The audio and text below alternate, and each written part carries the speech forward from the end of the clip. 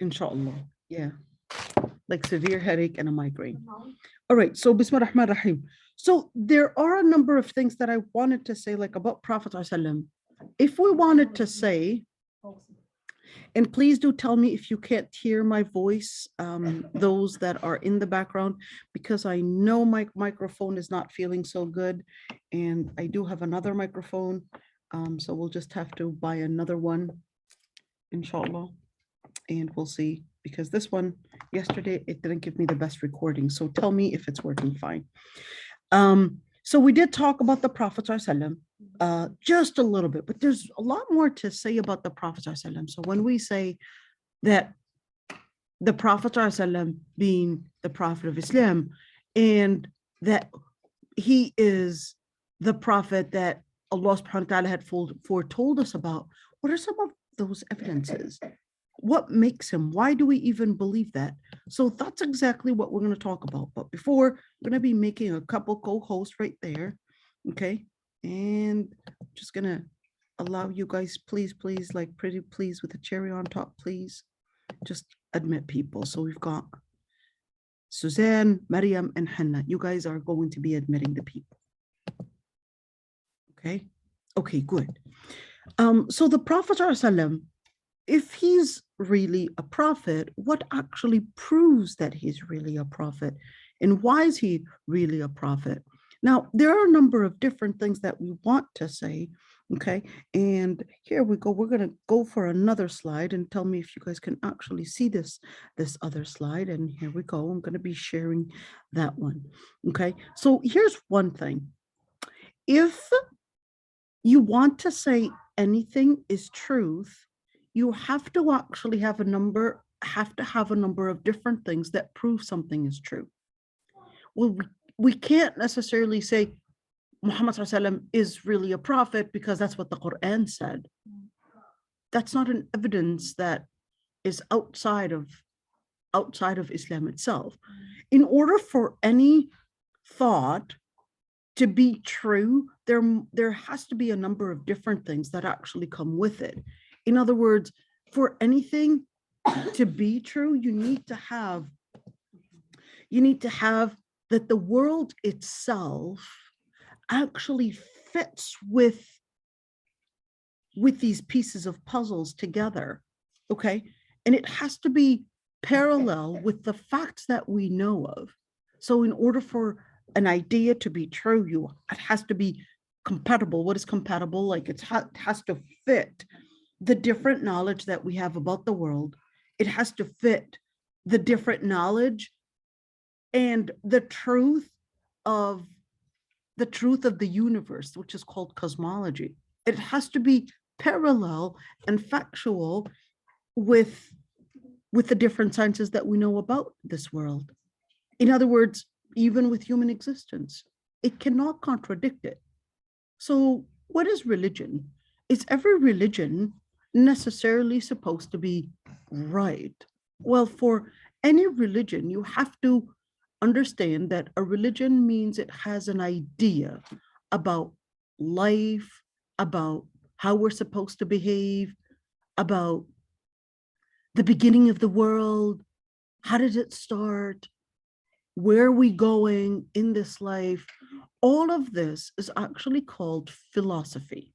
It's like, okay, why are we created? Where did this world begin in? When did it begin? Why did it begin? Why are we living? What's the purpose of life? Where are we heading with life? Now, the concept, like the idea that you create or you believe in putting these pieces together, all of that puzzle is actually called religion. Okay, it's actually called religion. Well, religions, in order for a religion to be right, it has to be fitting and compatible with the world, with existence, and it cannot contradict each other. They can't contradict each other, because the second that they contradict each other actually means it has holes in it. Then the idea has holes. It doesn't have a complete picture. So there has to be this harmony between the idea and the nature that surrounds you. If it does not fit it right, then your picture and your idea about the world is not right. Then your vision, it's kind of like looking at a puzzle. If you have these little pieces of puzzle, how many people try to make a puzzle? You try to make a puzzle, but you can't make a puzzle unless you have an idea of what the puzzle is supposed to look like, right? I need to have a picture. That's why you put the picture next to it and you're like, okay, now I know what this picture looks like. Because if I had given you 500 pieces and you can't even figure out what you're trying to make, then you are just going to try to figure out the colors together, but it's still going to be not helpful just by looking at the shape. Because even when they cut the shape of that puzzle, the shapes are actually very similar. You see what I'm saying? Like the shape, they're very similar because they're not going to make a whole new shape for every single piece of puzzle. And that's the same thing. If the puzzle was missing pieces, or if you didn't have a picture in mind, your pieces of puzzle are going to be probably never going to be fixed, probably at least in your lifetime. Especially when we're talking about a puzzle that's 500 pieces. I mean, yeah, I'll probably figure it out eventually. But when we're talking about a puzzle of life, to actually spend all your life trying to fix those pieces of puzzle on your own, just using your intellect, it's going to be really hard for you to figure out, because guess what? Some of the blueprint for the puzzle is not dependent on your mind.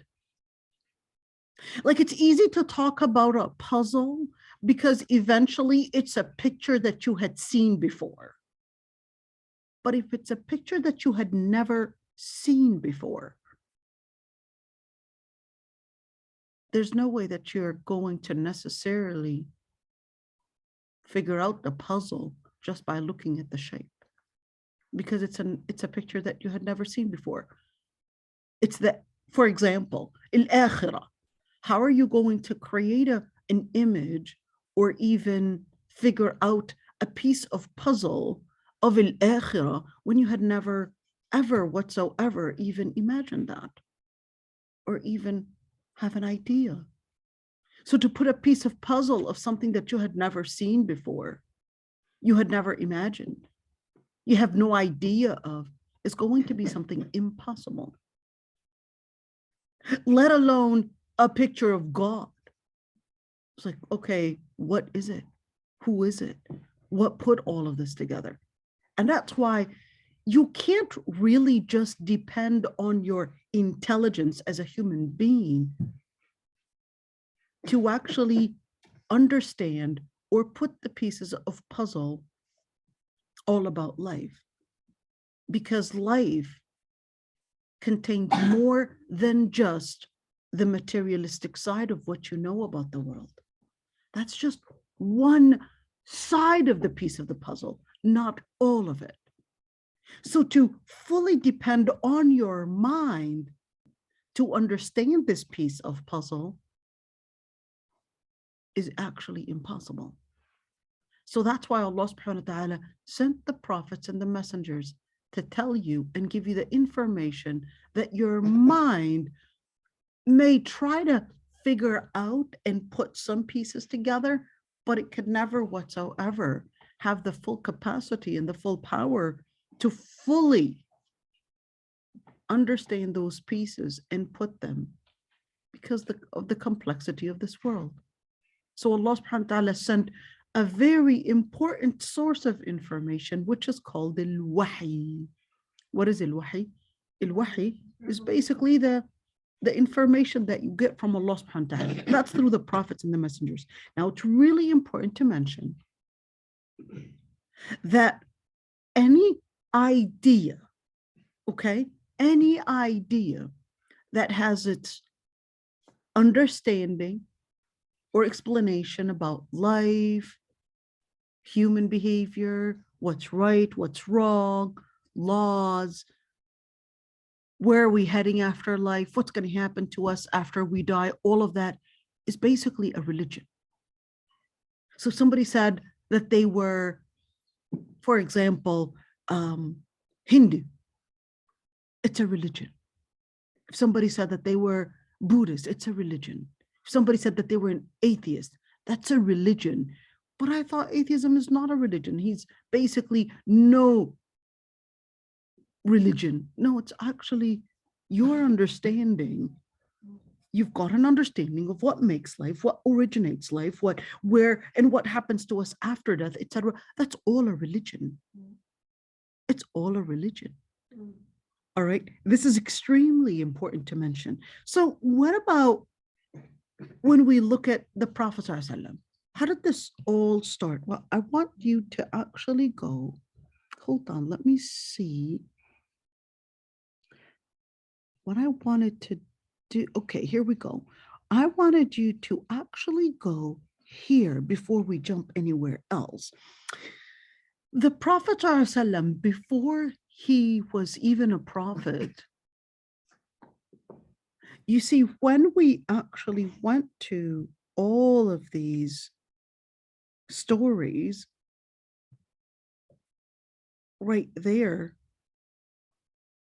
there were some in pieces of information. So think of it as the rest of the piece of the puzzle. Some of the pieces of the puzzle, some scholars from the Jews and the Christians and even other religions did actually still keep pieces of the puzzle throughout history in order to know more about the truth. So you had some information that was kept from Prophet Isa, some information that was kept from the time of Prophet Musa about a coming prophet. And I want you to look at like the date between here and here is about 2,000 years. The date from here to here is about 3,000 years. But some of this piece of puzzle was still there, and some people still managed to actually keep a part of this piece of puzzle. And that's why when they actually went to, you had some scholars that actually had the pieces of this puzzle. For example, a very important Christian scholar, one of my favorite books, he wrote a book, it's called Muhammad in the Bible. This monk, his name was not Abdul Ahad Dawood, but later he named himself that. He was this monk. What's a monk? So a monk is basically a religious person that dedicates his life to Allah Almighty and doesn't live with the people. They basically go and live in caves away from the city, away from people, and all they do is mentioning Allah Almighty, praising Allah Almighty, living a very, very simple life. I've actually seen some of that in where there were in Jericho, there was this monasteries where they would sit in, and it's like way up high in the mountain. It's called Deir Quruntul. And in order for you, maybe I can actually look it up for you. In order for you to go up really high, you really had to climb like all these huge rocks and huge stones in order to go up there. And they would stay there with just a couple pieces of scraps of food, which, okay, here it is. I'm going to show it to you. Okay, this is exactly where these people are living in. That's not the only place, but this is part of it. Okay, so they would actually be, see that? I want to show it to you. This is actually really high up in the mountain. And they would go up really high up in the mountain. They wouldn't have but probably one fork, one spoon, some water that they managed to bring in. They don't have a refrigerator. They don't have any electricity. It's a very simple, very extremely simple life. And they would spend their days and nights just worshiping. That's all they would do. A very simple, very extremely simple life. So this man was living this kind of life, but he was doing something really important, which is he was trying to see if there's any evidence to prove that the Prophet ﷺ, or if the Bible itself contained any evidence that proved that he was supposed to follow the Prophet ﷺ. After all, he had heard that the Prophet ﷺ was saying that there were evidences and that there were different parts of the scriptures that were telling the Christians and the Jews that the Prophet ﷺ was prophesied and foretold. So he started researching, and then he wrote his book. Maybe I can even show you the book. The book is quite hard to read in terms of its language. I mean, I must admit the language is quite challenging, even in English. The vocabulary is just really advanced. Okay, I'm just going to, okay, here we go. Hopefully I can find it for you. Okay, and let me see. Don't want to put an image. Well, gosh, okay. Okay, here, this is supposed to be the summary for the book. Let me see if I could just put maybe if I could, this is, I don't know how I remember. Yeah, this is the book. This is exactly the book that I had in hand. This is it. Okay. And he went to those pieces of, or at least scriptures, the excerpts in the Bible, in order to see what it was saying, if that was ever true. And he came across a word, and which is the paraclete. That one was the most fascinating word in the name. And let's read in some of these quotes. In the Bible, it says on chapter 14, verses 16 and 17. And I will ask the Father. Now, it's important to say that when the Bible says the Father, it refers to God, and he will give you another helper. And what the word helper was supposed to translate is the word paraclete, to be with you forever, even the Spirit of truth, whom the world cannot receive, because it neither sees him nor knows him. You know him, for he dwells with you, and will be in you. In another quote, when the advocate, meaning paraclete, is come, whom I will send to you from the Father's presence, the Spirit of truth who comes forth from the Father's presence, he will be a witness concerning me. Concerning me, meaning speaking about Prophet Isa alayhi salam. Nevertheless, I tell you the truth. It is expedient for you that I go away. For if I go not away, the Comforter, which is the Paraclete, will not come unto you. But if I depart, I will send him unto you, which is the Paraclete again. I have yet many things to say unto you, but you cannot bear them now. Howbeit, when he, the Spirit of truth, is come, which is the Paraclete, he will guide you unto all truth. For he shall not speak of himself, but whatsoever he shall hear, that shall he speak, and he will show you things to come. He shall glorify me. And that is speaking about the Paraclete. And of course, you could see a number of different things. And here he basically said that the word comforter is used in English translation for the Greek word, the parakletos, which means to advocate. In other words, to support, or a kind friend rather than a comforter. And then he basically was speaking about the different things in where the one who praises, which actually means Muhammad, or the one who praises Ahmed. So based on that, he basically said, well, the intercessor or the advocate basically is a shafi', that which is, or shafir, which is the Prophet ﷺ, another name for the Prophet ﷺ.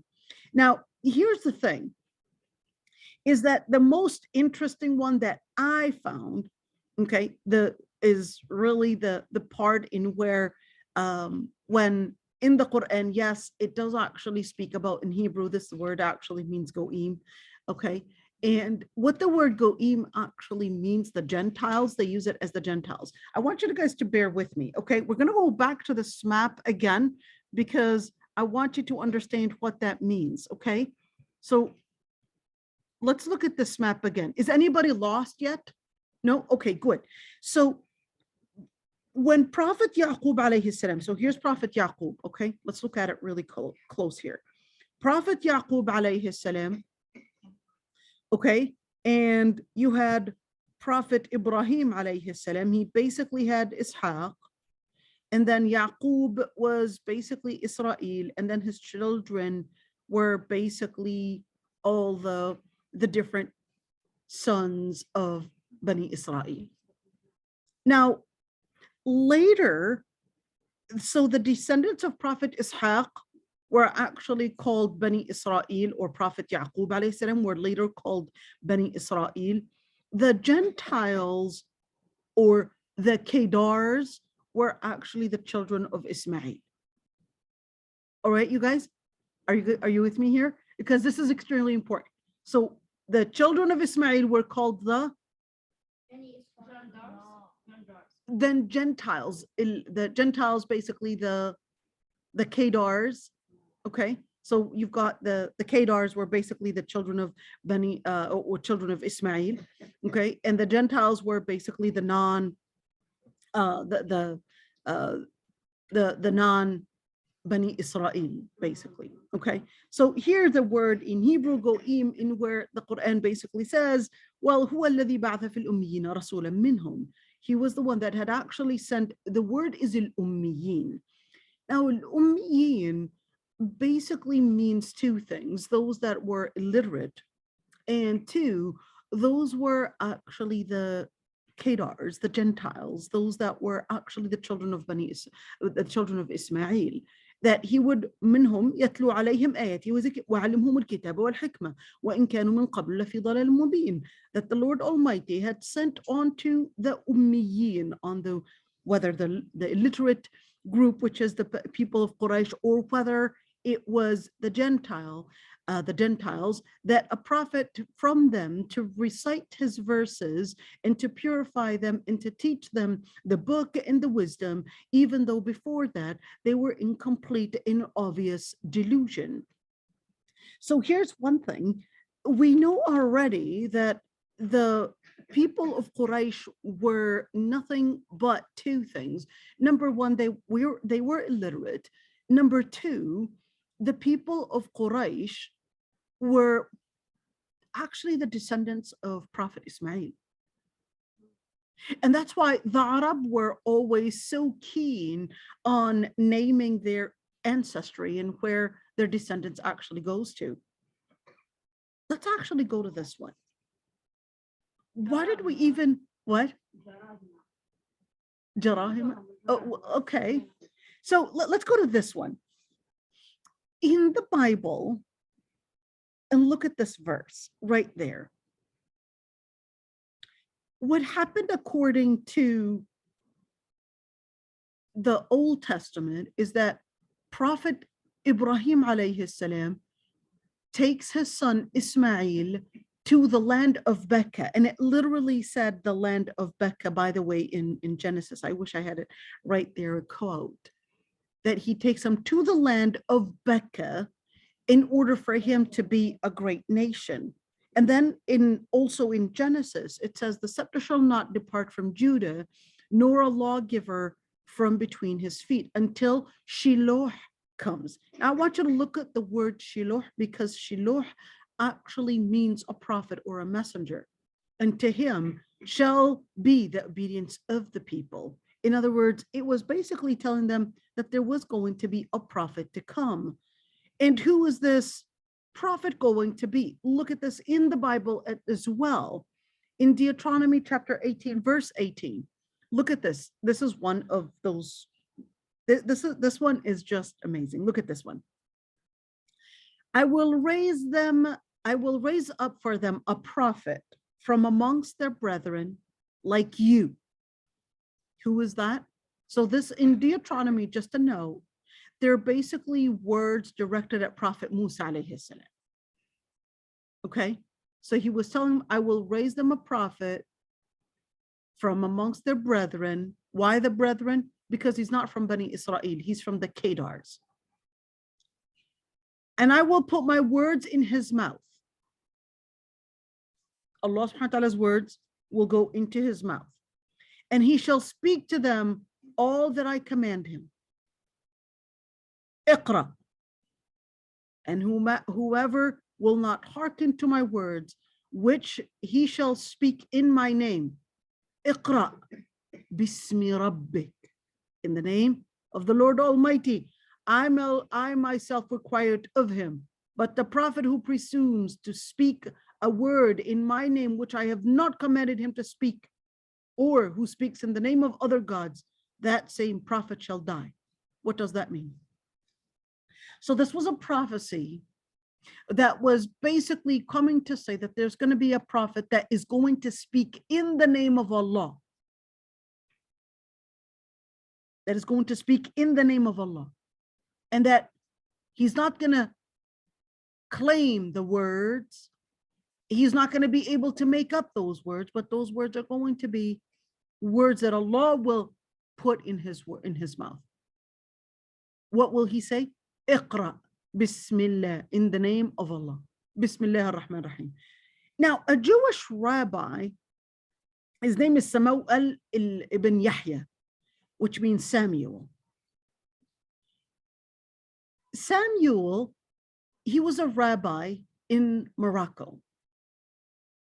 He basically went through those scriptures, and later him and his family actually became Muslim, and he wrote a book. It's called As-Sayf al-Mamdood fi ar-Rad ala Ahbar al-Yahud. And he quoted some of what he had considered, at least what he had considered as signs that the Old Testament or the Torah itself was actually proving and telling them of a coming prophet. And part of what he had quoted is this one, that Allah subhanahu wa ta'ala in the Bible was telling them that there's going to be a coming prophet and you should follow him. What are the signs of those prophets? The sign of that prophet is basically one, that Allah subhanahu wa ta'ala will put his words in his mouth, that prophet will be the comforter, will be the one to bring comfort, that prophet will be a one that will actually shine from a land of Paran. The land of what? Let's look at this one. So let's look at this one. He said, the Lord came from Sinai and dawned from Seir upon us. He shone forth from the Mount of Paran. He came from the 10,000s of holy ones with flaming fire at his right hand. The Lord came from Sinai. When was that? Samuel al-Maghribi, he basically said, well, Mount Sinai is basically in Egypt. That's when he had shown unto Prophet Musa alayhi salam. From Seir, he said it was referring to Prophet Jesus, peace be upon Prophet Isa alayhi salam. And from the Mount of Paran, it was basically referring to Muhammad sallallahu alaihi wasallam. Why? He said, well, simple. You could see those. Number one is that, okay, I cannot speak when, tell them we've got a class. I can't focus if there's noise around me.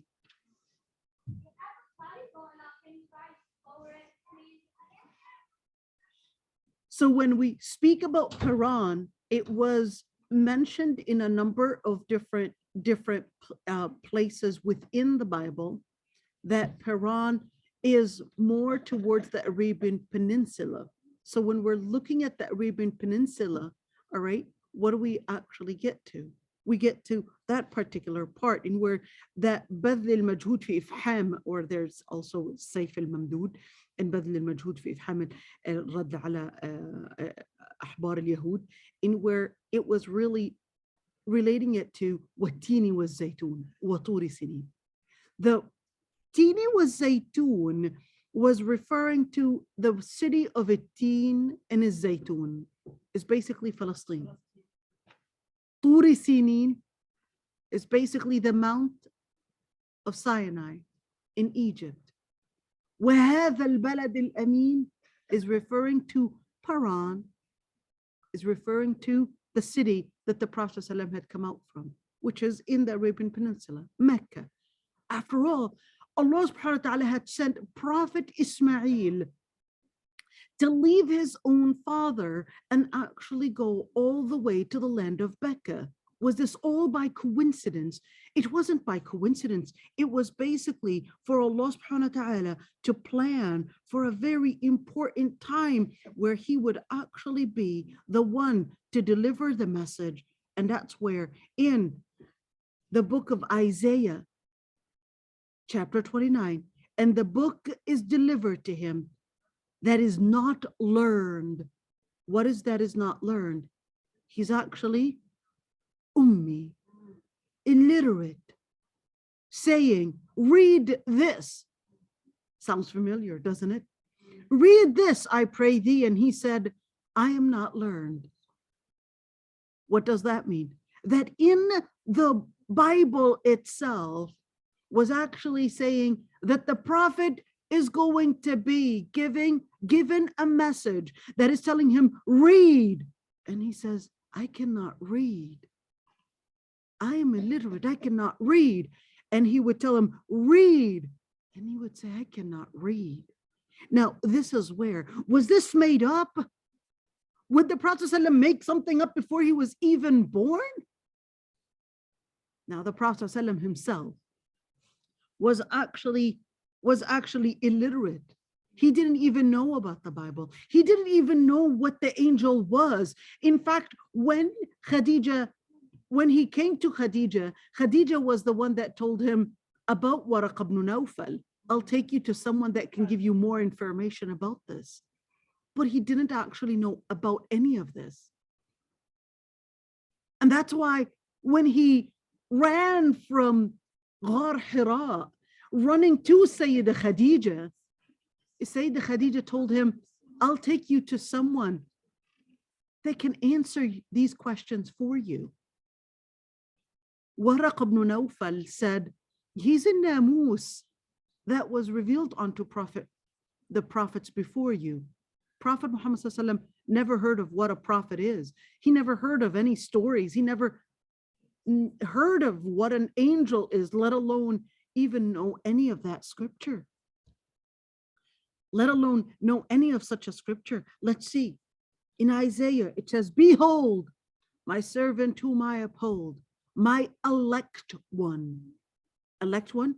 The one that he will choose, in whom my soul delights. I have put my spirit upon him. Who's that? Ruh, al-Wahi. He will bring forth justice to the Gentiles. Who are the Gentiles? Who are the Gentiles? The non-Bani Israel. The non-Bani Israel. He shall not cry out, nor raise his voice, nor cause his voice to be heard in the street. A bruised reed shall not break, and smoking flax shall he not quench. In truth, he shall bring forth justice. He shall not fail nor be discouraged till he had established justice on earth, and the islands shall wait for his law. What does he come with? Well, he comes with a law. He comes with what Allah subhanahu wa ta'ala had sent. He comes with what Allah subhanahu wa ta'ala had sent to who? To the Gentiles. All the non-Bani Israel. It was a law that was going to be awaited. It was a law. It was a message that was going to be sent with who? With the Lord Almighty's Spirit, al-Wahi. Let's look at another one. Sing unto the Lord a new song, and his praise from the ends of the earth, you who go down to the sea and all that is therein, the islands and the inhabitants thereof. Let the wilderness and its cities lift up their voice, the villages that Kedar inhabits. Let the inhabitants of Selah sing. Let them shout from the top of the mountains. Let them give glory to the Lord and declare his praise in the lands. The Lord shall go forth like a mighty man. He shall stir up jealousy like a man of war. He shall cry, ye roar. He shall prevail against his enemies. Well, that sounds like what? Let's see. Sing the Lord a new song. Labbaik Allahumma labbaik. Labbaik la sharika laka labbaik. Right? And his praise, innal hamda wa ni'mata, his praise from the ends of the earth. You go down to the sea and all that is therein, the islands and the inhabitants thereof. Let the wilderness and the cities lift up their voice. Innal hamda wa ni'mata laka wal mulk la sharika lak. The villages that Kedar inhabits. Let the inhabitants of Selah, where's Selah? Selah also in Medina, around Medina. Let them shout from the top of the mountains, Mountain Arafat. Let them give glory to the Lord and declare, Innal hamda wa ni'mata laka wal mulk la sharika lak. The Lord shall go forth like a mighty man. Where? He should stir up jealousy like a man of war. Let's see. And here you could see that right there, whether it's the Adhan or a new Labbaik Allahumma Labbaik.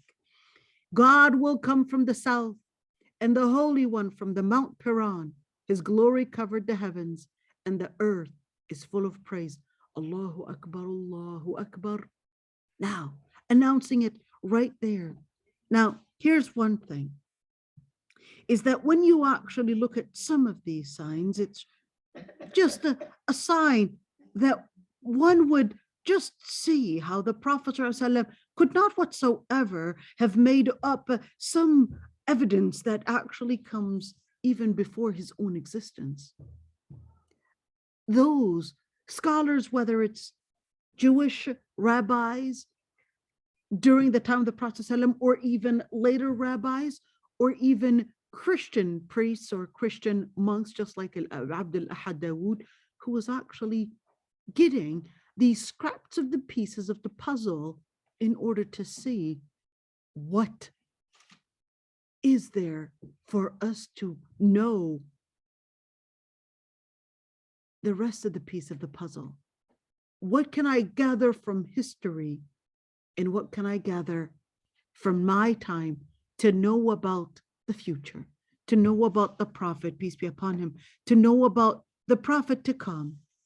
Let's see the circumstances that the Prophet ﷺ was born in. The Prophet ﷺ was born in Mecca, 632 year that was not Hijrah, but that was after Prophet Isa alayhi salam. Prophet ﷺ born in Mecca, his mother was getting dreams that she should name him Muhammad. It's worthy of mention here that there were 3 other Muhammads during the Prophet ﷺ. 3 other Muhammads in the Arabian Peninsula. Those other Muhammads were named so, they were Jewish. He was the only non-Jew to be named Muhammad. The only non-Jew to be named Muhammad.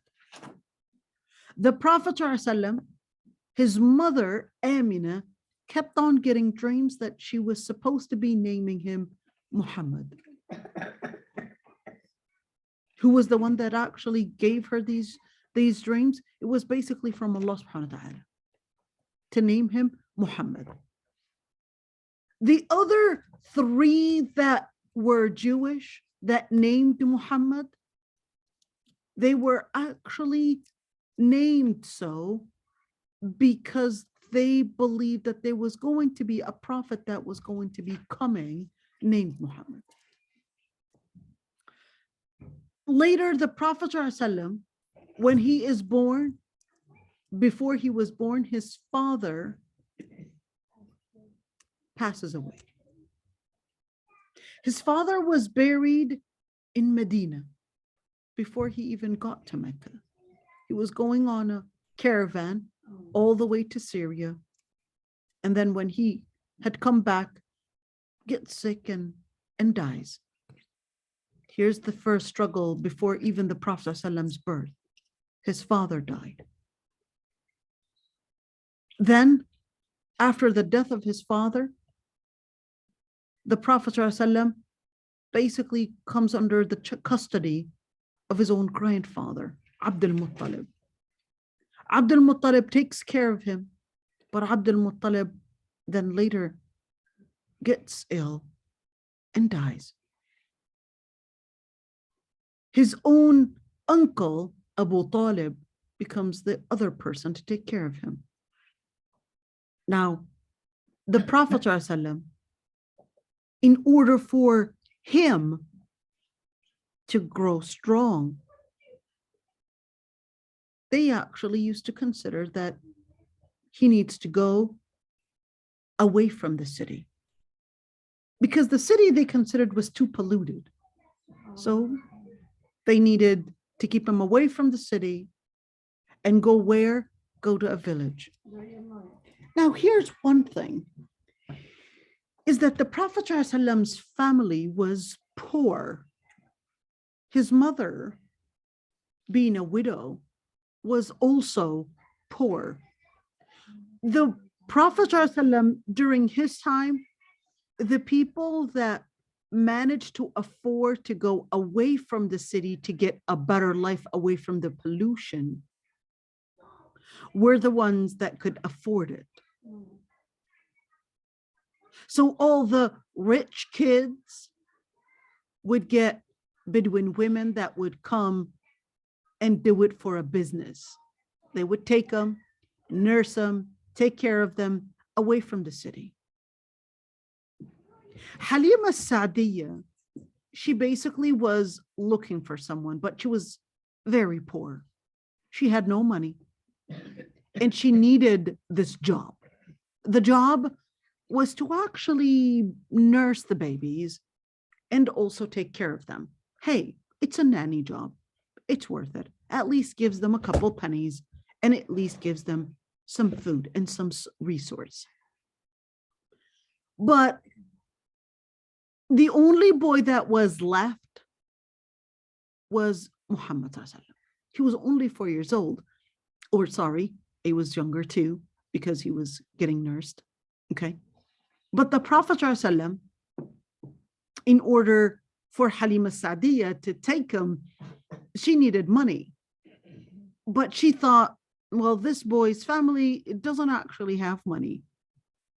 So she goes back to her husband and she said, you know, there's only this boy that is an orphan left.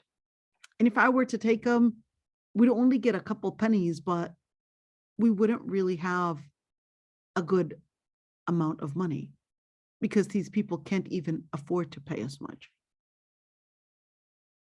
But it was worth it. So she goes back and takes the Prophet ﷺ.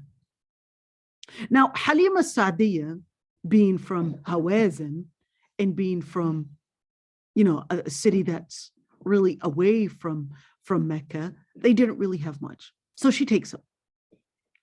But Halima Sa'diyya notices that the second she takes the Prophet ﷺ, everything in her life was changing. Before, she wouldn't even have enough milk supply to give for her baby.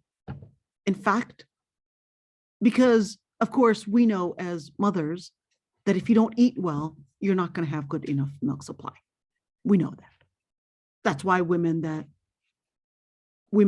nurse, we would tell them, well, if you don't get enough milk supply, you can break your fast, because she needs to eat in order to get the milk supply. But if she's too poor to even have any food, to give her own son milk supply, how was she going to give 2 kids? But all of a sudden, she was noticing that the milk supply was actually in abundance. Not only in her, but even in her sheep and even in the animals the livestock that she had in her farm. So she kept the Prophet ﷺ, and even the following year, she came back when it was time to bring the Prophet ﷺ, but she didn't want another child. She still wanted him because she recognized that there was something that was different. But the following year, something strange happened. The Prophet ﷺ was playing with the boys until all of a sudden, this man appears out of nowhere. Two men actually appear out of nowhere and actually take the boy Muhammad. But he wrestled them even when he was young. No, he's not going to surrender right away. He wrestled them. It's like, no, I'm not going to go with you. Wrestled them. But the boys, they ran to Halima. There are these two guys that are trying to kidnap Muhammad. They run to Halima. They go running really quick.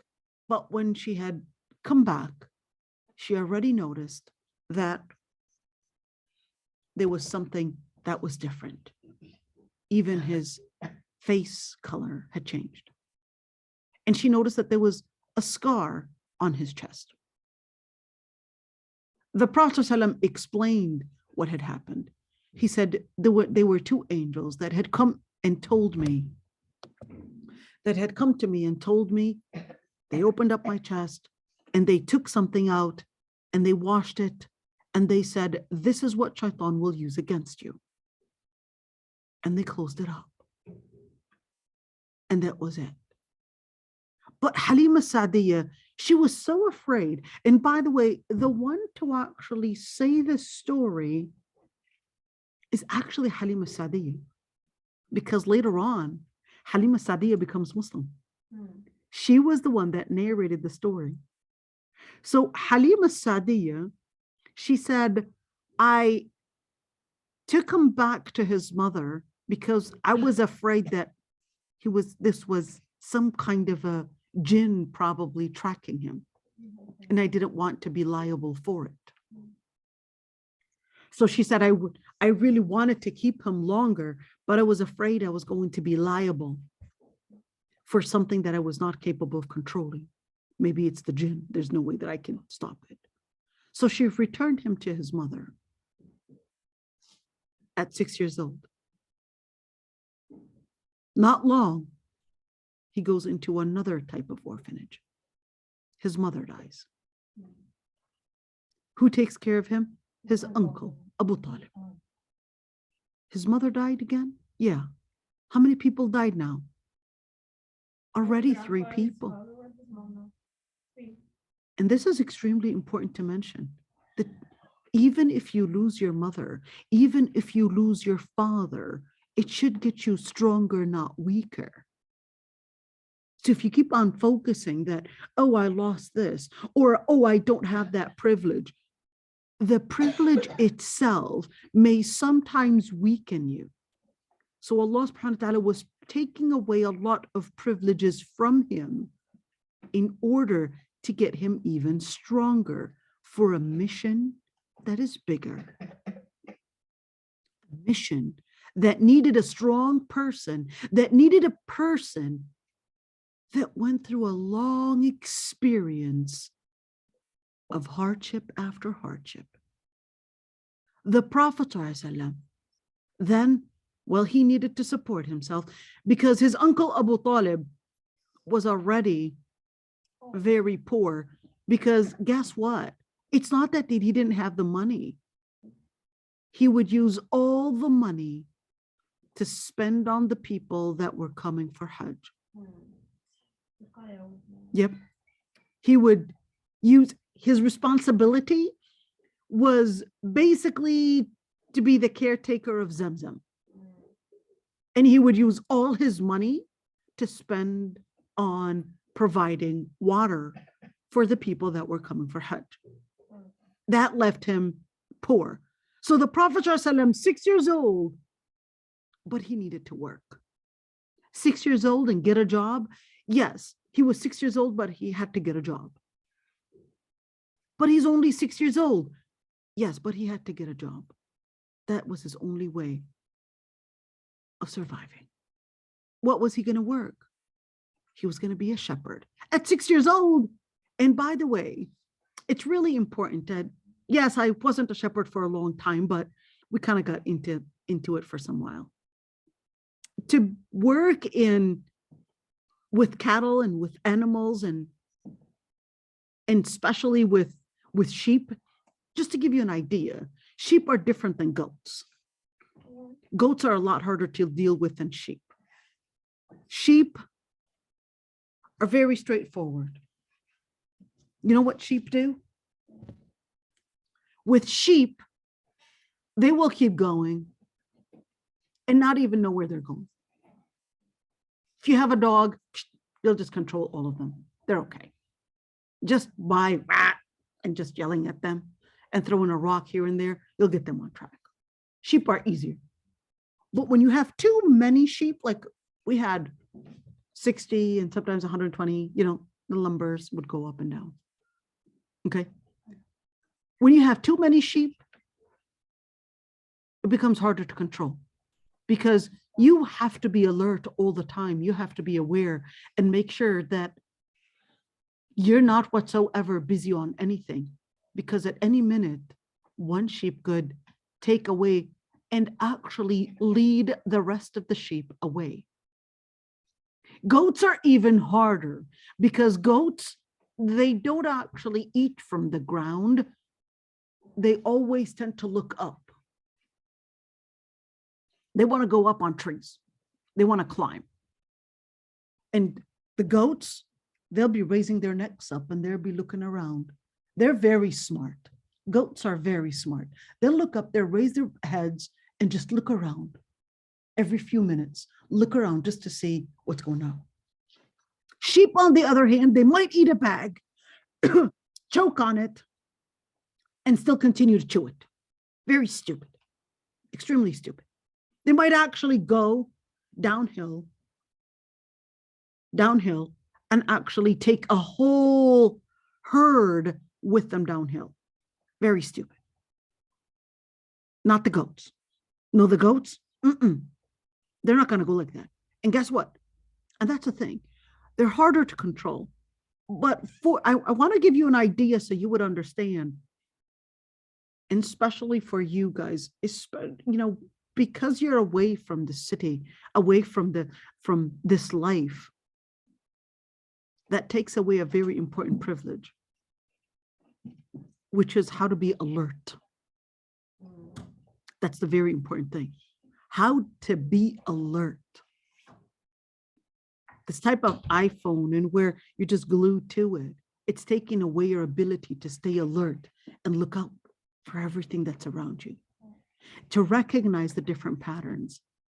So the Prophet ﷺ at 6 years old and at 7, 8 years old, he was already a shepherd, trying to take care of the animals, trying to live a close relationship with animals in where he would build a sense of being alert, a sense of responsibility. When you're alert and when you're responsible, that's how you become a leader. Are you guys with me here? Yeah. You become a leader when you grow within you. Sense of alertness, sense of responsibility, in where you don't wait for people to tell you what to do. You just know that it's time for me to do this and you do it.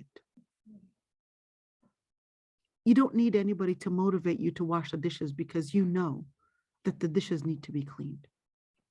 You know that the shoes are in the wrong place. You put them in the right place because you don't want anybody tripping. You know that mom needs help unloading the groceries. You know that needs to be done. You don't wait for mom to tell you to come and help her. You know that the room needs to be fixed. Mom doesn't have to tell you to fix the room. That's what a sense of leadership means. You don't need your mom to come and tell you because you know that it needs to be done. You're walking down your house and you see that there's a piece of laundry that doesn't belong there. You don't wait for your mom to come and tell you to pick it up. You pick it up and you put it in the laundry because you know it doesn't belong there. That's what it means to be responsible. Well, the Prophet ﷺ was actually learning how to be responsible from his early age. Why? Because he was up for a greater mission in where Allah subhanahu wa ta'ala was actually getting him prepared, strong, and ready for a bigger and a bigger mission. As a matter of fact, it was a mission to lead the world. It was a mission to lead the world. Making the story fast, the Prophet ﷺ, in his childhood, what happened? The Prophet ﷺ, in his childhood, one time he wanted, and he heard that there was a party. He wanted to go to the party. Abu Bakr was his friend. He narrates the story. He wanted to go to the party, but the party was going to be at night. Every time that the Prophet ﷺ wanted to go to the party, the Prophet ﷺ would end up falling asleep. Why? Because Allah subhanahu wa ta'ala was protecting him from any type of a fitna that might actually take him away from his heart being pure to Allah subhanahu wa ta'ala. Making the story forward and fast. The people of Mecca, they sensed that the Kaaba was getting somehow requiring renovation. If the renovation is not done, the Kaaba might actually fall. So they thought, well, we need someone to actually help us figure out who's going to carry the black stone and put it in its place.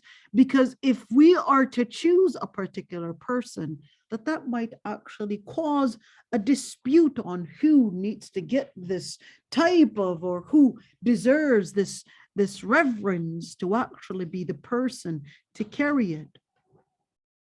So they decided, let us choose the first person to come in from the doors in the Kaaba, and then he'll be the person to tell us, or at least he'll be the one to carry it. But the Prophet ﷺ, when he came in, he basically decided that to solve this dispute, it was going to be, let's all carry the rock and put it on a cloak. And that way we could all get this sense of responsibility. We could all get this relationship in where instead of one carrying the stone, we could all carry it together. Here's the Prophet ﷺ bringing in the sense of leadership from the early time of his youthhood. The Prophet ﷺ, when they had seen him, they called him Al-Amin. It's Al-Amin, the trustworthy, because he never lied in his life, not once. He was a man of trustworthy. He was a man of honesty. He was a man that would never lie whatsoever. In fact, later on, when the Prophet ﷺ had grew older, it was time for him to change his job. Well, who decides to hire him for a specific job? Khadija. Khadija decides that we should hire him because she wanted someone that would take care of her business. She was a very rich woman, but she already had been married before and she already had kids. She couldn't leave her kids behind. So she wanted to hire an employee that would take care of the business. And this business, she would basically pay him an amount of money for taking care of the business, and she would basically pay them to do the business and also get the income that the business will make. That's when Sayyidah Khadija decides to hire the Prophet ﷺ. But the Prophet ﷺ wasn't going to go by himself. He was actually going to go with one of the servants of Sayyidah Khadija. His name is Maysara. Maysara goes with the Prophet ﷺ. They go off to Syria and come back. Maysara tells Sayyidah Khadija of all the good things that he had seen from the Prophet ﷺ, and how honest he was, how trustworthy he was, how he was never whatsoever lying, how kind he was, merciful he was. Then Hala is Sayyidah Khadija's sister. She suggests, listen, why don't you ask for his hand in marriage? Why?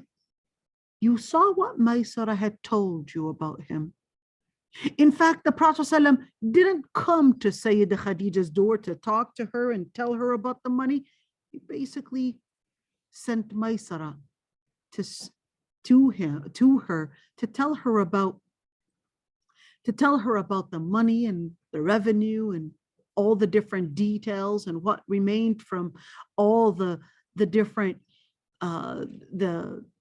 the different merchandise that will remained and all the different information about the business.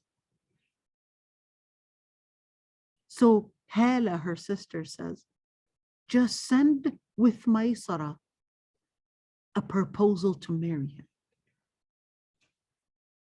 Indeed, she does. But the Prophet ﷺ doesn't say, well, yeah, I'll accept it. And no, the Prophet ﷺ, look at this, you guys, how he was giving reverence. He was only 25 years old. He was giving respect to even though he's a man and doesn't necessarily need his family's permission. He doesn't need his family's permission, but even for the respect of his family, he basically asks his uncle, what do you think about the proposal? Should I accept? Should I not accept? He doesn't say, well, I know my business. I don't need to ask anybody. It's not like I'm not man enough. No.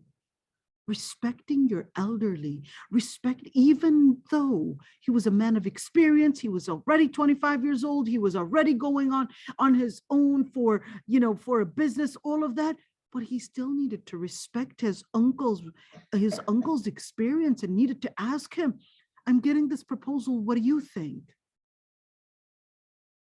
If he would have told him no, he wasn't going to say, but I'm man enough.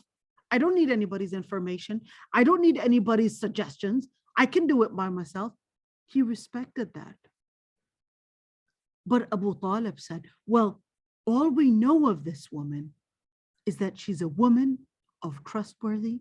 She's a woman of honor. She's a rich woman after all. Yes, she already has children from a previous husband, but that's okay. Did the Prophet Muhammad have any brothers or sisters? The Prophet ﷺ didn't have any brothers and sisters whatsoever. Okay. From Ridaha, Shayma, yeah, only from Ridaha. All right. So then the Prophet ﷺ marries Sayyidah Khadija. Really fast forward. When he gets married to Sayyidah Khadija loved the Prophet ﷺ dearly. Sayyidah Khadija, almost 28 years old. The Prophet ﷺ was 25. I know that there are some narrations that say 40, but really no evidence to prove that she was 40. Okay. But Sayyidah Khadija later gets him 4 children. Sayyidah Khadija was the Prophet ﷺ's most beloved wife, lives with his Sayyidah Khadija.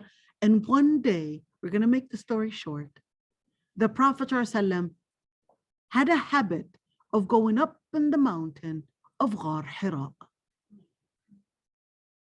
Going up in the mountain, staying there, he would take an amount of food with him. Water, food, just to keep him for a couple days. And then he would come back. What would he do up there? What is he doing? So just a moment of contemplation, really. Did he worship anything in particular? No, he didn't worship anything in particular because he didn't have any information. Was he whatsoever aware of anything or no? He did not worship any idols. And the Prophet ﷺ did not worship anything at the time. But he was just in a moment of contemplation. A moment of contemplation. Until one day, an angel comes to him in his real image, not in an image of a human being. Grabs him tightly and says, read, Iqra. The Prophet ﷺ, petrified, says, I cannot read.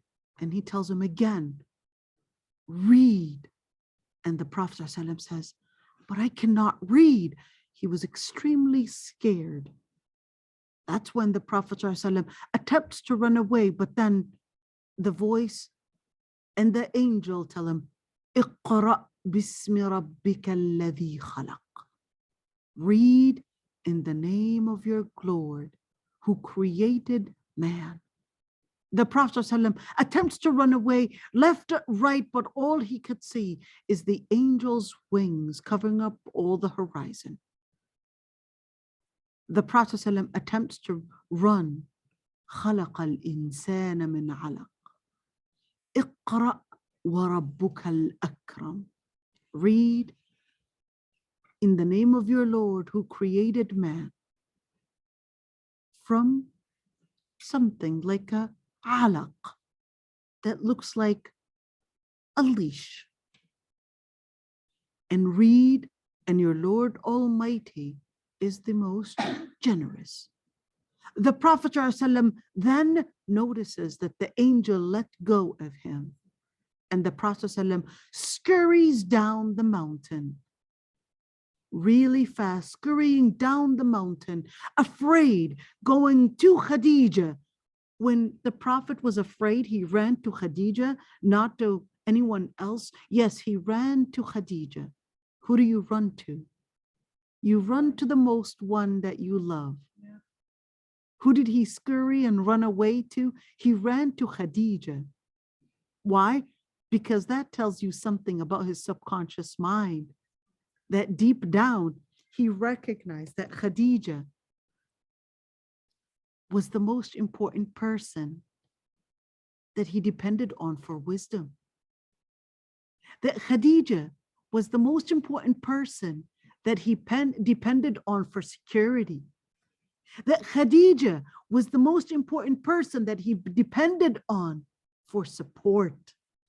And this is extremely important to remember, to keep in mind, what does it make to be a good wife? A good wife gives security. A good wife gives support. A good wife gives the sense of strength. It's a woman, but that's what a true woman is. She gives support, security, and power. She wasn't concerned, well, let me make sure that I have my own account and all of that, because she knew that it's not the money that mattered. It's the support that she had given her dear husband what mattered. It's the principle that they shared together to build as a family. It was not whatsoever a fight over who's in charge and who's in power. The Prophet ﷺ runs to her, shaken by the event that just happened. And he says, cover me, cover me. Why? Because when you're extremely scared, you start shaking. You start feeling cold because you're so scared. So he was gathering the blanket, cover me, cover me. But he said to Khadija, after calming him down, warming him up, wants to gather information. What made you go through this? What's going on? The Prophet ﷺ tells her the story of how this creature that appeared from nowhere, all of a sudden in that mountain of Al-Hira, how he would come to him and tell him to read, and how he didn't know what to do. But his Sayyidah Khadija, she just said, by Allah, there's no way that the Lord Almighty would humiliate you, because you're no man that deserves any humility. Because she knew by looking at the pattern that when you do wrong, it will come back to you. And that when you do good, it will come back to you in good. She recognized that. So she tells the Prophet ﷺ, you don't do wrong. And there's something that is going to be bringing you into something.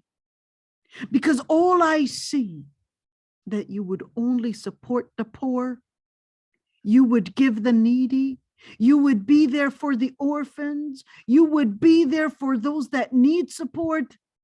But what I'll do, I don't have that information to give you all the information about that creature that had come to you. But I'll take you to my cousin, Waraq ibn Nawfal. Just an idea about Waraq ibn Nawfal. He was an older man in his 80s. Waraq ibn Nawfal was a man that was an educated man. He would spend all his time studying the Bible, studying the Torah. All his time, that's all he does. So the Prophet ﷺ goes to Waraq ibn Nawfal and tells him the story. But Waraqah just says, well, this basically tells us that this is exactly what was sent onto the previous prophets and to the previous messengers. Therefore, he was basically explaining to him that the Lord Almighty throughout history had sent prophets and messengers, but the Prophet ﷺ didn't know what that meant. He didn't know what it meant to actually have a prophet or a messenger. So he just told him, this is the same Namus. This is the same creature that was sent on to Musa and Isa before you. So the Prophet ﷺ, enthusiastic about delivering the message, he said, well, I'll tell all the people about it. Waraqah says, not too fast. Any man that had come, and every man that had come with this information, found nothing but resistance from his people. And if I live long enough to be there to witness all of this, I would be amongst the first believers, and I will be there to support you. Waraq ibn Nawfal dies. Not too long after that.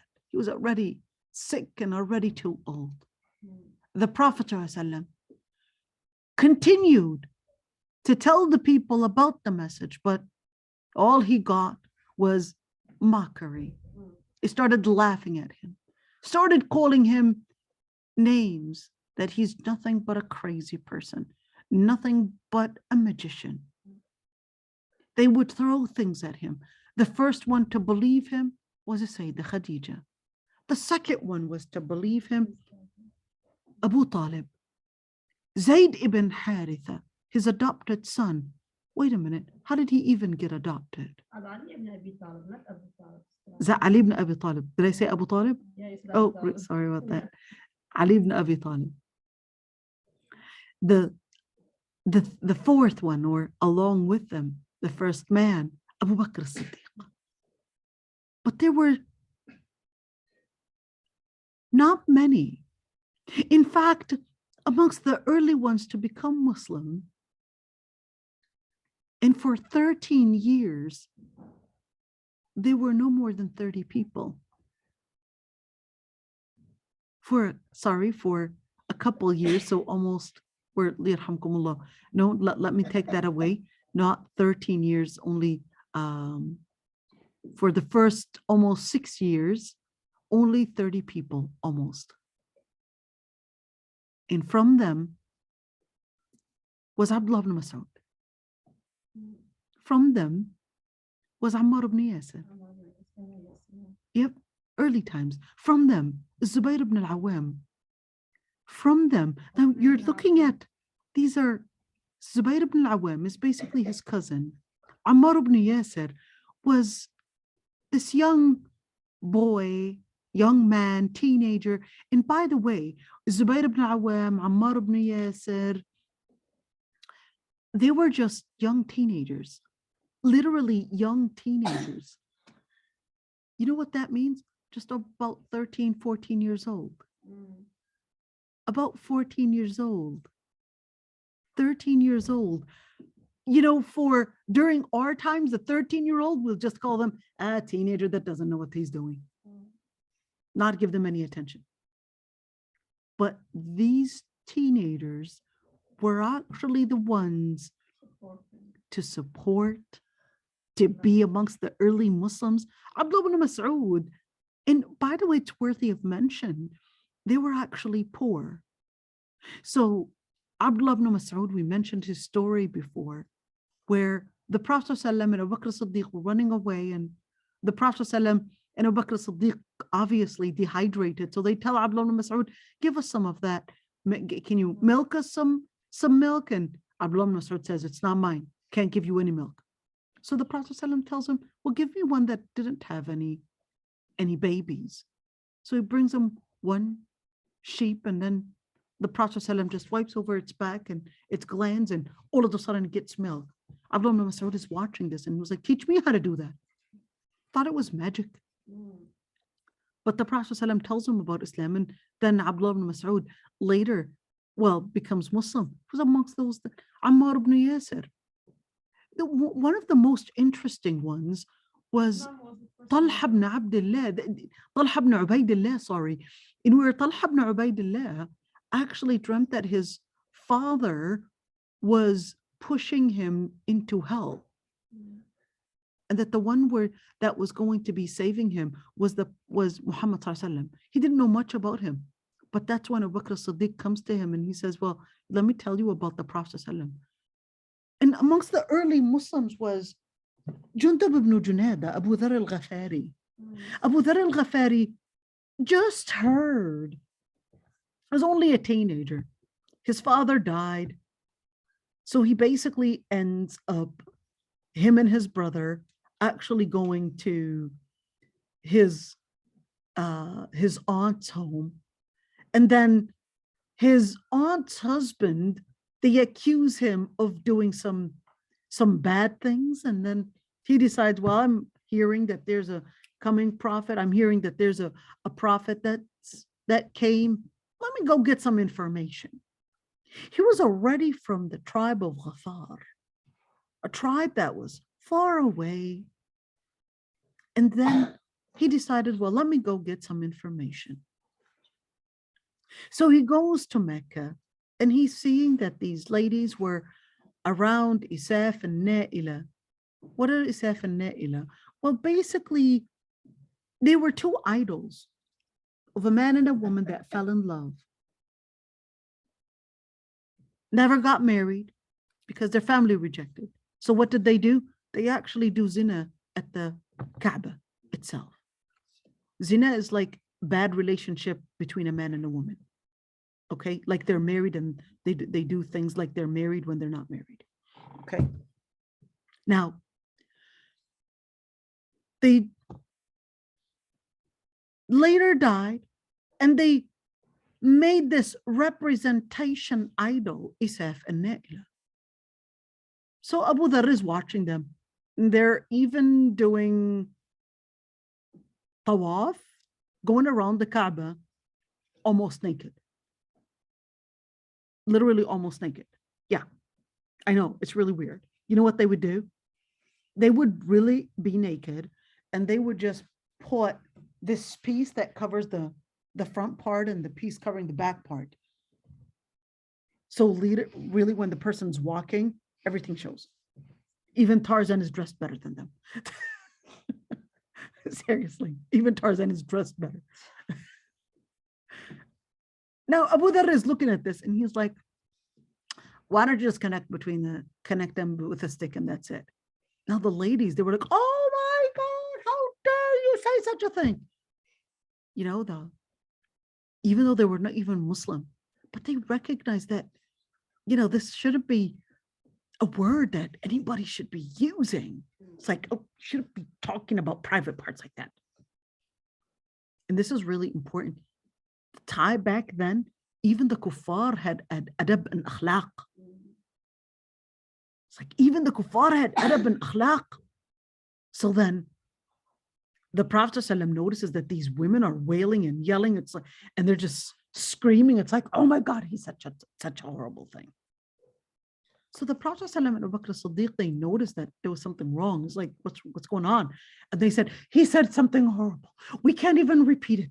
Oh my God, this is so horrible. So they come to Abu Dhar and they're like, what's going on? Where are you from? He's like, well, I'm from Ghafar. He's like, what's going on? He said, well, they're worshiping these two idols and this is what I told them. And they just didn't like it. But Abu Bakr as-Siddiq and the Prophet ﷺ noticed that, well, this guy is not being like a demagogue and where he's just following and just doing what everybody else is doing and worshiping these idols. So what does he do? They start taking him, they start taking him on aside and start telling him about Islam. Because Abu Dhar tells them that he was actually in Mecca in search of the prophet that everyone's talking about. So he basically becomes Muslim.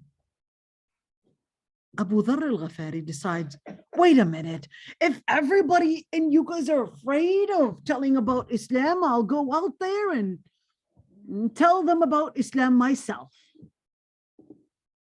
So what does he do? He basically goes out second day and starts reading Quran in his loudest voice right in the streets of Mecca. That's when they're like, oh, he's actually speaking against our gods. And each one is bang, bang, bang, bang. Every single one was hitting him and wrestling him until Al-As ibn Wa'il, he says, you guys recognize where this guy is coming from? He's coming from the tribe of Ghafar, if you guys know what that means. Tribe of Ghafar, they're a gang group. They'll be after you and really shred you guys into pieces. You better leave him alone or he'll come. He'll be coming with all of his gang tribe and you guys will not be happy then because they're actually trained in warfare and you people of Mecca are not. So they let him go. Second day, he does the same thing. And they leave him alone again. Then the Prophet ﷺ tells him, go back to Bani Ghafar and you do your piece of da'wah there and you'll come back later. Now, we're going to stay with the Prophet ﷺ. We'll talk about Abu Dhar al-Ghafari later. The Prophet ﷺ, then the Prophet ﷺ continues to tell about Islam and continues to teach people about Islam. And then one time, they basically challenged him. And they started challenging him. It's like, look, your Lord left you. Your Lord didn't even send you any boys. Your Lord, this and this. All these words were hurting the Prophet ﷺ on the inside. It took a while. The Prophet ﷺ wanted the Malak to come, but then for 15 days, the angel didn't come. More days, 3 months, until the angel had come back after the Prophet ﷺ had heard all those mocking comments. That's when the ayah was revealed. وَالضُّحَى وَاللَّيْلِ إِذَا سَجَى مَا وَدَّعَكَ رَبُّكَ وَمَا قَلَى. By the sunrise and الضُّحَى, the time of when the sun has risen, your Lord Almighty had not left you. وَلَلْآخِرَةُ خَيْرٌ لَكَ مِنَ الْأُولَى. And Judgment Day is better for you than this life. وَلَسَوْفَ يُعْطِيكَ رَبُّكَ فَتَرْضَى. And your Lord Almighty will give you until you are content. The people of Quraysh, they did recognize, they said, you know, if you're really a true prophet, then make the moon split. That was a challenge. Make the moon split. So the Prophet ﷺ, indeed, they actually had seen the moon split. Now, when they saw the moon split, they just said, it's nothing but magic. And out of reference, I had come across a very interesting, very interesting study. There's this lady, her name is Anne Mary Schemmel, a very interesting lady who studied actually, I can't remember if it's 6 or 7 languages. She was a German professor in Islamic studies. This German professor, in her book, I came across one of her books in where, now part of the languages that she has studied is Sanskrit, which is old language in India. And she said that she had come across a manuscript, an old manuscript that said that the people of India had seen the moon split. So it was an old manuscript. And the old manuscript said that they had seen on that day that the moon split. And she did a carbonated study. What is a carbonated study? They would basically see, based on study of carbon, to see how old that manuscript is. And she said that the manuscript is approximately coinciding and pretty much the same period. They can't get the exact period, but pretty much around the same period as the time of the Prophet ﷺ, and the time, about the time of when the Muslims or the Prophet ﷺ was challenged with the moon splitting. I can get you the exact quoting. The book is translated in English. Anne Mary Schemmel, very interesting. When I came across it, I was really astonished, because if we're talking about a manuscript in Sanskrit, you know, and we're talking about India, it's not easy to actually find these rare manuscripts that actually say so. Really interesting. Really interesting. I can actually get you the exact quote if you want. I even included it in my study in response to what's her name, Karen Armstrong. Hamza, what do you want to say? Remember when you showed us the picture of where the monks went to that cave? Yep. And when you searched it up, did it tell you in which country it was? So You mean that particular? Yeah. It's not just one. This is just one of those caves. It's not just one. You'll find one. You'll find those kind of caves.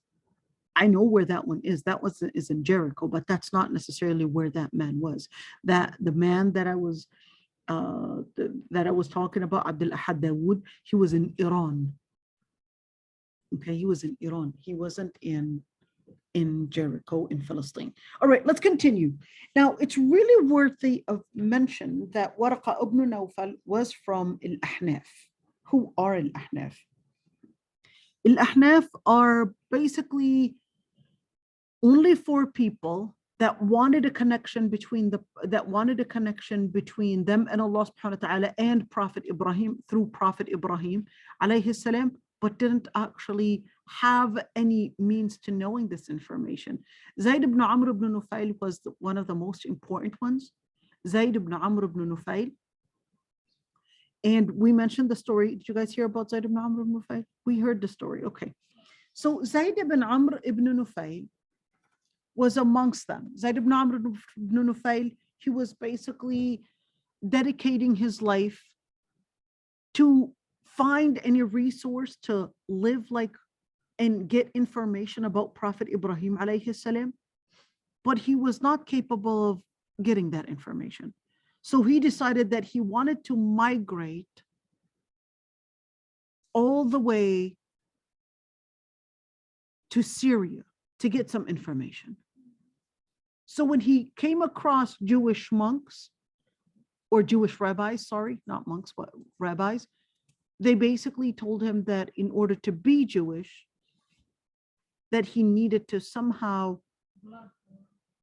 no, not blood, but he was going to get some form of like the discontent of God Almighty on him.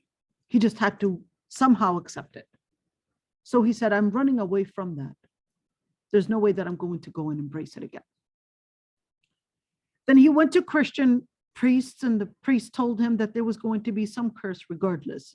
I don't know why they said that, but eventually he basically left them and went back to Mecca. On his way to Mecca, he said, all I will do is say, oh Allah, I'm amongst and I'm the first followers of Ibrahim. And the Prophet ﷺ said that Zayd ibn Amr ibn Nufail on Judgment Day will raise by himself as a nation on his own. In the middle of the way, he basically gets robbed and killed. What did he do? He just attempted to find the truth, but he ends up getting into not finding. He ended up not finding. Okay, what's going on? Can you all hear me right? Because is the connection not good? Because I'm getting some people telling me that the connection's not good. It is good, Dr. Aysha. Okay. So Zayd ibn Amr ibn Nufail, he didn't know how to embrace any tawheed, any connection with Allah subhanahu wa ta'ala. So what he did is that every girl that was basically put up for infanticide, he would be the one to adopt her. He would buy the girl, adopt the girl, and take care of her to protect her from infanticide. What is infanticide? So they used to bury the girls alive because they would consider that these girls might grow up, do wrong things, and basically ruin the family's reputation. So when a woman would basically get her baby, she wouldn't get her baby in the hospital. She would basically at home, and they would open up a ditch or like a hole underneath her. So when the baby is born, right away, if it's a girl, they would just right away put her in that hole and just bury her right away. وقت البنات, right on the spot. So Zayd ibn Amr ibn Nufail, he would basically be the person whenever he's capable of, taking those girls and adopting them, he would basically adopt them. Zayd ibn Amr ibn Nufail didn't make it. Did he find and meet the Prophet ﷺ? Zayd ibn Amr ibn Nufail only saw the Prophet ﷺ before the Prophet ﷺ was Muslim. In other words, before the Prophet ﷺ was actually a prophet. And the Prophet ﷺ learned from Zayd ibn Amr ibn Nufail how not to eat from the animals that were slaughtered for the sake of the idols. But didn't know much, didn't learn much, didn't talk to him much. There wasn't that much of a relationship. Later, Zayd ibn Amr ibn Nufail, his own son, Sa'id, basically becomes Muslim and was one of the 10 promised Jannah. Sa'id ibn Zayd ibn Amr ibn Nufail. Sa'id ibn Zayd ibn Amr ibn Nufail wanted to seize the moment. Hey, the Prophet ﷺ was, after all, the man that his father was waiting for. But I'll be amongst the earliest to follow him. Zayd did not make it to see the Prophet ﷺ when he was a prophet. The Prophet ﷺ was not announced as a prophet until he was 40 years old. Until he was 40 years old. The people that followed the Prophet ﷺ were persecuted. The people that followed the Prophet ﷺ were so persecuted that there was Zinnira. Let's talk about Zinnira. Zinnira was a slave woman. Zinnira, that slave woman, she basically, out of torture, lost her eyesight. She became blind. So they started mocking her and telling her, see, God is so angry at you that he cursed you and made you lose your eyesight. Abu Bakr as-Siddiq. Abu Bakr as-Siddiq would be the one to actually buy those slaves and free them. Those slaves that were Muslim and free them. So he bought Zinnira. And Zinnira, of course, being blind with no one to support her, she was going to be basically a homeless person. So she continued to make dua and she actually got her sight back. Another person, Khabbab ibn al-Arat. Khabbab ibn al-Arat was a blacksmith. You know what a blacksmith is? Blacksmith. He was a blacksmith and the swords and stuff. Khabbab ibn al-Arat basically used to do swords. He used to deal with steel. Khabbab ibn al-Arat, because he had become Muslim, his master, she was a woman. What would she do? Because she wanted to torture him, she would heat the swords, heat steel, and put it on his skin. Put it on his skin. Khabbab ibn al-Arat was going through so much torture. He couldn't handle it. Because he had become Muslim. So that's when Khabbab ibn al-Arat would come to the Prophet ﷺ and say, Ya Allah, ask the Prophet ﷺ to make dua for him. And the Prophet ﷺ would make dua, Ya Allah, give victory to Khabbab. Give victory to Khabbab. Later, his female master, she basically gets severe migraines, and the homeopath medicine during their time suggested that in order to get a cure for the severe headache and migraine that she gets, that the homeopath medicine was that she would heat steel and actually put it over her head. Who was the one that was going to do that? It was Khabbab himself. It was Khabbab himself until gangrene hits her and she basically dies. Khabbab, with her own hands, Allah subhanahu wa ta'ala gave the same exact torture that she was torturing Khabbab with to be the torture that Khabbab would give her. And with her consent. Look at the torture. Look at the torture. La ilaha illallah. Look at the torture. The Prophet ﷺ's companions were facing major torture. Allahu Akbar. Allahu Akbar, Allahu Akbar. أشهد أن لا إله إلا الله.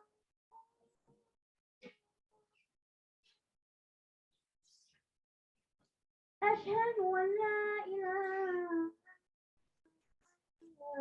إلا الله.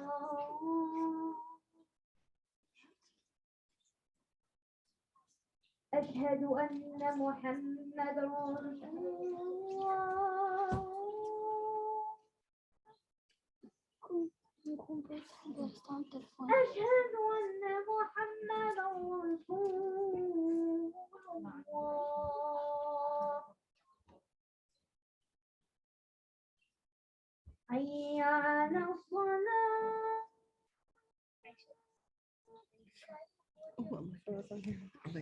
حي على الصلاة.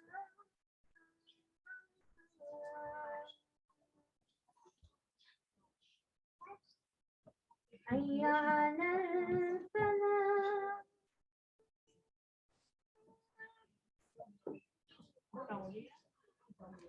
حي على الفلاح.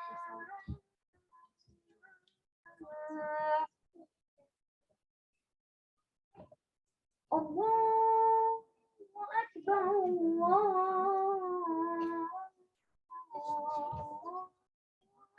أكبر. لا إله إلا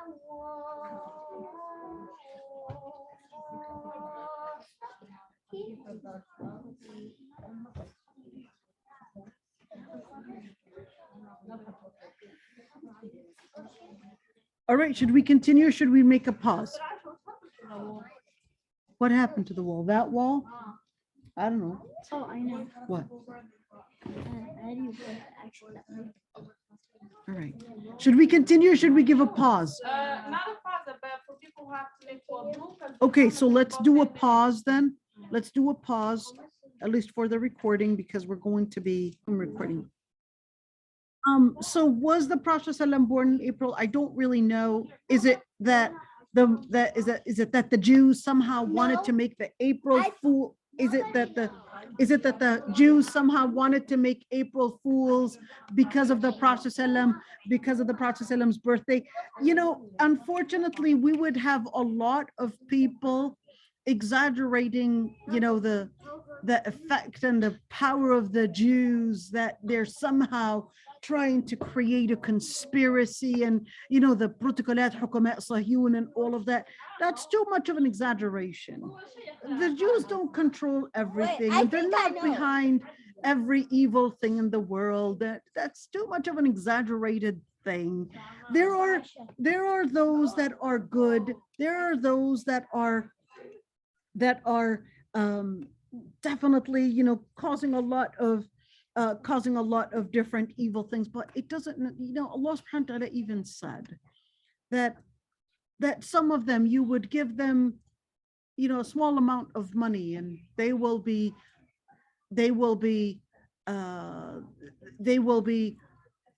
not trustworthy, and some you will give them treasures and they will be trustworthy. So to actually think that the Jews are behind every single evil thing is too much of an exaggeration. I don't know where it comes from, but no, that's not necessarily true. Not at all. I mean, I've seen Yahud and Jews that I'll tell you a story. I was actually going to give Atram, which basically is near the Knesset. And I used to study there at the Hebrew University's library in Givat Ram. No, it's in Palestine. And fits in Palestine. So I go into, it's called Eged bus. And the Eged buses are exclusively for the Yehud, for the Jews, Israelis. But if you have the Israeli ID, which I did have the Israeli ID, I would basically be able to go into those buses.